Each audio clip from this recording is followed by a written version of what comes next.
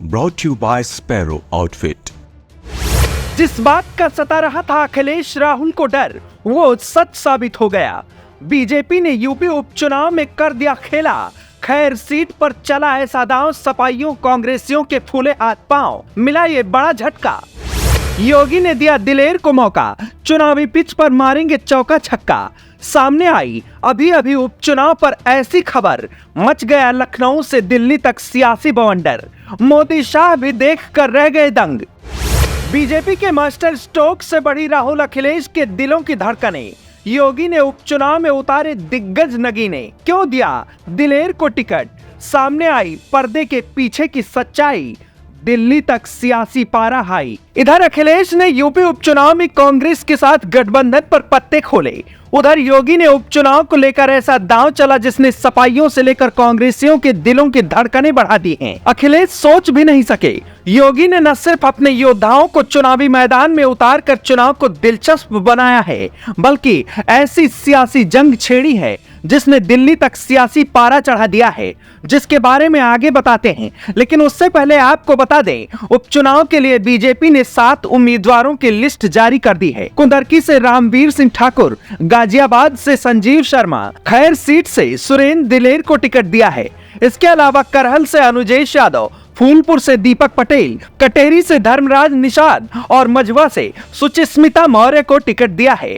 BJP ने जिस तरह से उम्मीदवार उतारे हैं, उसमें दलित और पिछड़ों पर सबसे बड़ा दांव खेला है। बीजेपी ने सपा के पीडीएफ फॉर्मूले को काउंटर करने के लिए 7 में से 5 सीट पर दलित और ओबीसी समाज से कैंडिडेट उतार कर तगड़ी चुनौती देने की रणनीति बनाई है, जिसने सबको हैरान कर दिया है। खबरों की माने तो जातीय समीकरण के लिहाज से बीजेपी ने उम्मीदवारों के नाम का ऐलान किया है।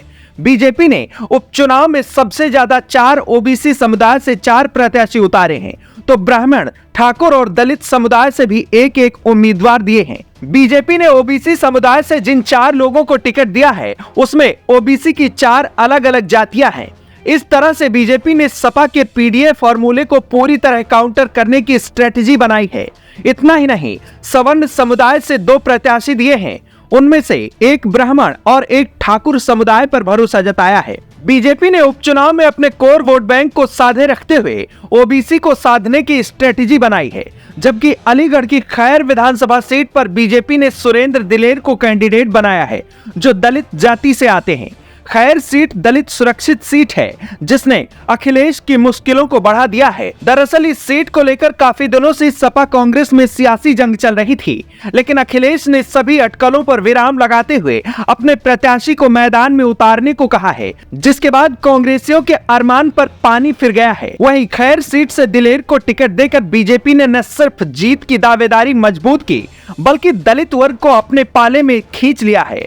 बता दें, सुरेंद्र दिलेर का राजनीतिक परिवेश रहा है। दरअसल सुरेंद्र सिंह दिलेर के दादा किशन लाल दिलेर हाथरस लोकसभा सीट से बीजेपी के टिकट पर 4 बार सांसद रह चुके हैं। वहीं उनके पिता राजवीर सिंह दिलेर अलीगढ़ जिले के इगलास विधानसभा से विधायक भी रह चुके थे, लेकिन लोकसभा का टिकट मिलने के बाद उन्हें यह सीट छोड़नी पड़ी थी। 2019 में हाथरस लोकसभा सीट से बीजेपी के टिकट पर सांसद चुने गए, जिसके बाद पूर्व सांसद के बेटे सुरेंद्र सिंह दिलेर अपने पिता के प्रचार का काम संभालते थे। 2022 में भी उन्होंने टिकट मांगा था। उपचुनाव की काफी पहले से तैयारी शुरू कर दी थी, लेकिन अब योगी ने उन पर भरोसा जताया है।